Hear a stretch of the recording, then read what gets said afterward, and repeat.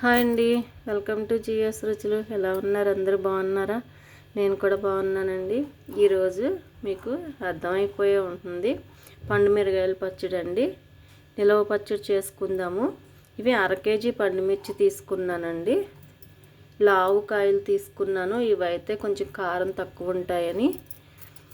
ఇందులో 2 రకాలు ఉంటాయండి, సన్నకాయలు, లావుకాయలు. మామూలుగా తినేవాళ్ళు అవి సగం ఇవి సగం ఎక్కువగా వేసుకుంటారు. మేము కొంచెం కారం తక్కువే తింటాము, అందుకని లావకాయలు తీసుకున్నాను. దీనికి 1/2 కేజీ పండుమిర్చికి 100 గ్రాములు చింతపండు తీసుకున్నానండి. కేజీకి 200 గ్రాములు వేస్తాను. మొత్తం అన్ని కాళ్ళు, తొక్కలు, అవన్నీ పెంకులన్నీ తీసేసి బాగా నీట్గా క్లీన్ చేసుకోవాలండి. క్లీన్ చేసుకుని మిక్సీ పట్టేసుకోవాలి. ఆ పండుమిర్చి ముక్కలు, ఈ చింతపండు అన్నీ కూడా రాళ్ళుప్పు, పసుపు, ఆ ఉప్పు పసుపు వేసుకుని మనం మిక్సీ పట్టుకోవాలండి. మెత్తగా కాదండి, కచ్చావిచ్చాగా మాత్రమే పట్టుకోవాలి. మళ్ళీ 3వ రోజు మనం మెత్తగా పట్టుకుని అప్పుడు తాలింపు పెట్టుకుంటాం. ఇప్పుడు ప్రాసెస్లోకి వెళ్ళిపోదాం. ముందుగా చింతపండు మిక్సీ పట్టేద్దామండి. కొద్దిగా సాల్ట్ వేస్తున్నాను, బాగా నలుగుతుందని. ఇది మిక్సీ పట్టి తీసుకొద్దాం. చింతపండు కచ్చాపిచ్చాగా మిక్సీ పట్టానండి, ఇలా సరిపోతుంది. ఇప్పుడు పండుమిర్చి కూడా మిక్సీ పట్టేసుకుందాము. మెత్తగా కాకుండా కొద్దిగా అండి.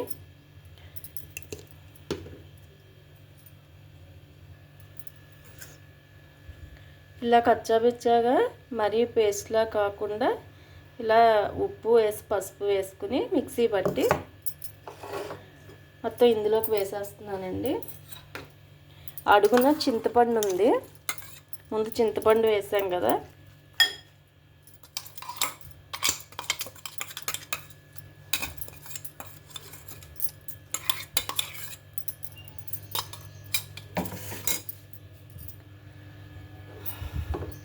దీన్ని ఇలా ఉంచేయాలండి ఎల్లుండి వరకు.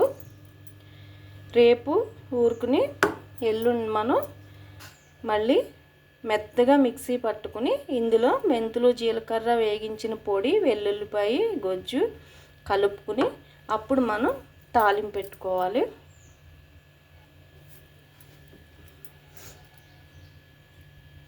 ఇలాగా మెత్తగా కాకుండా ముక్క చెక్క కింద మిక్సీ పట్టానండి. ఇప్పుడు ఇది ఈ 2 రోజులు ఇలా ఉంచితే ఉప్పు పసుపు వేసాం కదా మిర్చిలో, దానిలోంచి వాటర్ అంతా బయటకు వస్తుంది. ఆ వాటర్తో చింతపండు కూడా బాగా మెత్తగా నానిపోతుంది. ఇది గాజు గిన్నెలో కానీ, జాడీలో కానీ, గాజు సీసాల్లో కానీ వేసుకోవాలండి. పింగాణి కానీ, నేనైతే పింగాణి దానిలో వేసాను. ఇది శుభ్రంగా టైట్ మూత పెట్టేసుకోవాలి.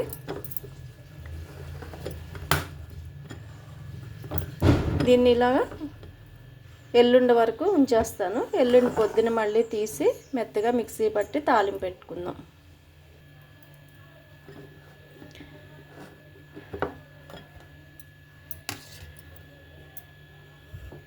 మొన్న మనం మిక్సీ పట్టి పక్కన పెట్టి ఉంచాం కదండి, అదే ఈరోజు మనం మళ్ళీ 3వ రోజు మెత్తగా పేస్ట్ చేసుకుందాము. చూడండి ఎంత గట్టిగా. అదిగోండి చింతపండు.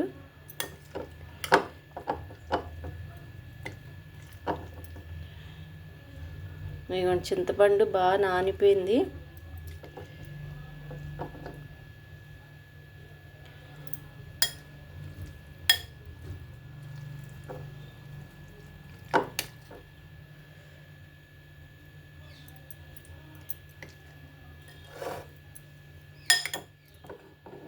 అదిగోండి చింతపండు మొత్తం మెత్తగా నానిపోయిందండి. చింతపండు కూడా మొత్తం 2 కలిసి మిక్సీ పట్టేసుకుందాం. ఇది మిక్సీ వేసినప్పుడు ఈ వెల్లుల్లిపాయలు అండి 3 రేకలు కచ్చాబచ్చాగా చెదగొట్టి పక్కన పెట్టుకుంటున్నాను. ఇవి కూడా దీనిలో వేసి మిక్సీ పట్టేద్దాం. విడిగా వేసి కలుపుకున్నా పర్వాలేదు, కలిపేసుకున్నా పర్వాలేదు. ఇది మిక్సీ పట్టి తీసుకొచ్చేద్దాం. ఇది మిక్సీ వేద్దామండి. ఈ వెల్లుల్లిపాయలు అన్నీ కూడా వేసేస్తున్నాను. ఇది మెంతులు, జీలకర్ర వేగించిన పొడి అండి, ఇంట్లో ఉంది. ఇది వేసేస్తున్నాను. ఒక 2 స్పూన్లు పడుతుంది. ఇది తర్వాత కలుపుకోవచ్చు. ఇంతవరకు మిక్సీ వేసి తీసుకొచ్చేస్తాను.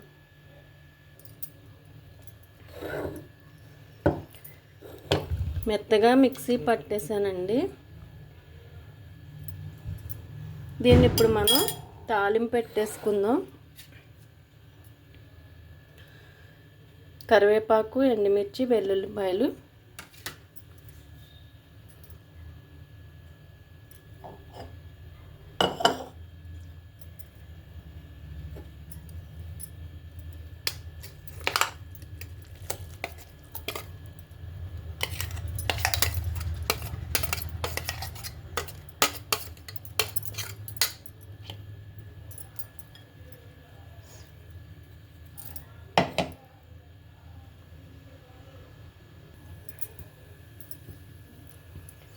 ఒక పెద్ద టేబుల్ స్పూనున్నర వేసుకోండి.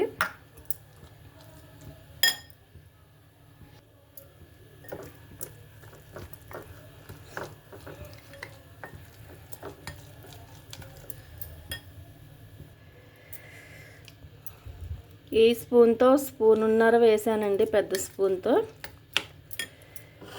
ఇప్పుడు మనం తాలింపు పెట్టేసుకుందాం.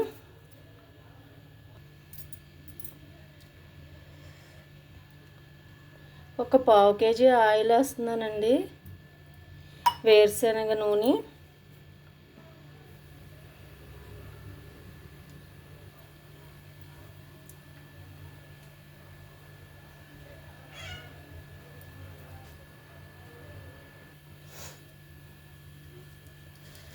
పోపు దినుసులు వేస్తున్నానండి.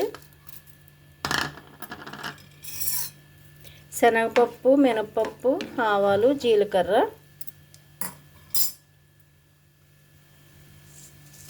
మెంతులు కూడా వేసుకోవాలండి. కొంచెం వేగాక వేద్దాం.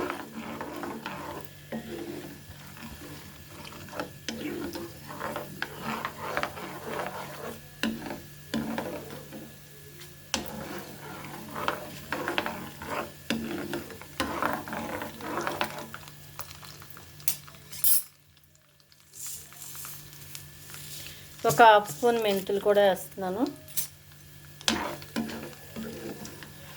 మెంతులు వేస్తే బాగుంటుందండి పచ్చడి. స్మెల్ వేరుగా ఉంటుంది, చాలా బాగుంటుంది.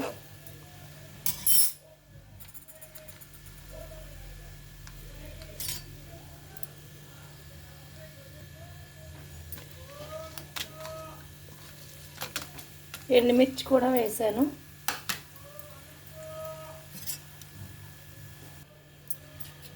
కరివేపాకు, వెల్లుల్లి కూడా వేసేస్తున్నాను.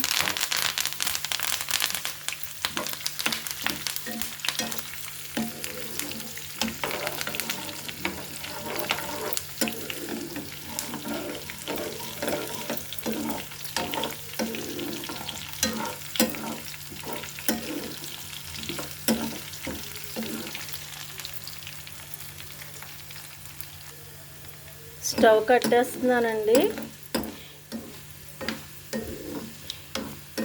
ఇంగువ ఉంటే వేసుకోండి మీరు, బాగుంటుంది. నేను వేయట్లేదు. స్టవ్ కట్టేస్తున్నాను, మళ్ళీ మాడిపోతుంది. ఇది కొద్దిగా చల్లారాకనండి, కొంచెం గోరువెచ్చగా ఉండగా మనం పచ్చడి కలుపుకుందాం. ఇందులో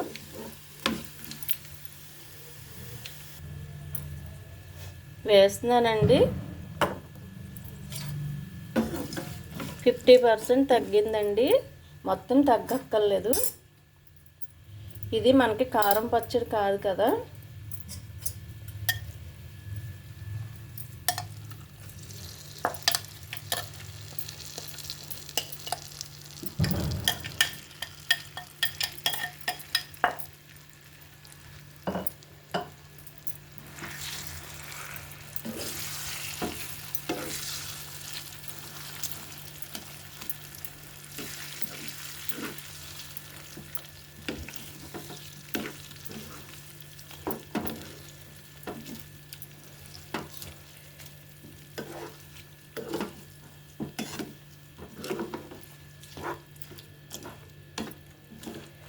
అర కేజీ పండుమిర్చికి 100 గ్రాముల చింతపండు వేసానండి. 3 వెల్లుల్లిపాయలు, చిన్న వెల్లుల్లిపాయలు రబ్బల కింద తీసుకుని మిక్సీలో వేసుకున్నాను. ఒక చిన్న వెల్లుల్లిపాయ తాలింపులో వేసాను. 1 స్పూనున్నర జీలకర్ర, మెంతులు వేగించిన పొడి వేసాను. ఆయిల్ ఏమో 1 గ్లాస్ అండి, 1/2 కేజీ ఆయిల్ ఉంటుంది. అన్నీ కరెక్ట్గా సరిపోయినాయండి. మీరు చేసినప్పుడు ఫైనల్గా లాస్ట్ తాలింపు పెట్టే ముందే ఒక్కసారి సాల్ట్ చూసుకుని ఏమన్నా పడితే కలుపుకోండి.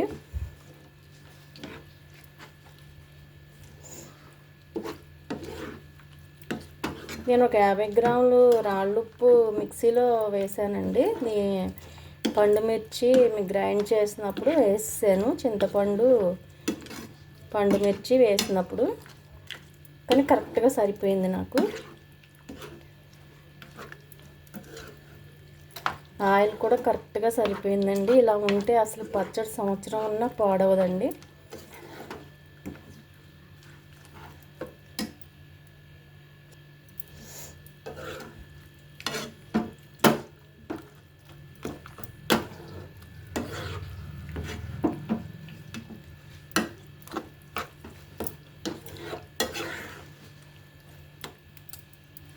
ఇప్పుడు సర్వింగ్ బౌల్లోకి తీసేసుకుందాం. పండుమిరపకాయ నిలవ పచ్చడి అండి. చాలా చాలా బాగుంది, చాలా టేస్టీగా ఉంది, కలర్ఫుల్గా ఉంది. చూస్తూ ఉంటేనే నోరు ఊరిపోతుంది. ఈ పచ్చడి నిలవ ఉంటుందండి, సంవత్సరం నిలవ ఉంటుంది. అందుకే కొంచెమే అయినా సరే నేను నిలవ పచ్చడి పూర్తిగా నిలవ ఉండేది ప్రాసెస్ మీకు చూపించాను. కొంచెం పట్టుకున్నప్పుడు మర్నాడు కూడా తాలింపు పెట్టేసుకోవచ్చు, కానీ మొత్తం ప్రాసెస్ మీకు తెలియాలి చూసిన వాళ్ళకి అని చెప్పి ఈ మొన్న రుబ్బి ఈ రోజు వరకు ఉంచానండి.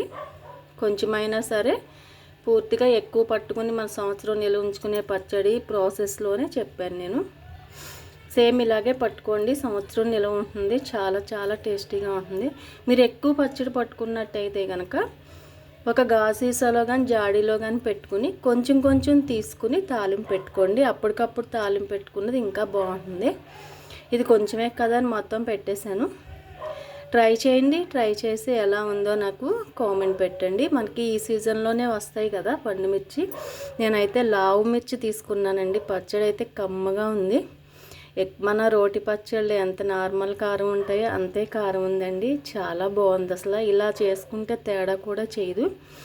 ఎక్కువ కారం కావాలనుకున్న వాళ్ళు సన్నవి లావి కలిపి అదొక కేజీ ఇదొక కేజీ అలా కొలతలతో పెట్టుకుంటే కొంచెం కారం ఉంటుంది, బాగుంటుంది. తప్పనిసరిగా ట్రై చేయండి. అలాగే మనం గోంగూర టమాటాల్లోకి చేసుకుంటామండి. అలాగా కలిపి పట్టుకున్నప్పుడు మాత్రం సన్నమిర్చే పట్టుకోవాలి. టమాటాకి గోంగూరకి అప్పుడు బాగా కరెక్ట్గా సూట్ అవుతుంది. ట్రై చేయండి. ట్రై చేసి ఎలా ఉందో కామెంట్ పెట్టండి. అలాగే నచ్చితే వీడియోని లైక్ చేయండి, షేర్ చేయండి. కొత్తగా చూస్తున్న వాళ్ళు ప్లీజ్ సబ్స్క్రైబ్ చేసి నన్ను సపోర్ట్ చేయండి. వీడియో కూడా ఫుల్గా చూడండి ప్లీజ్. Thank you.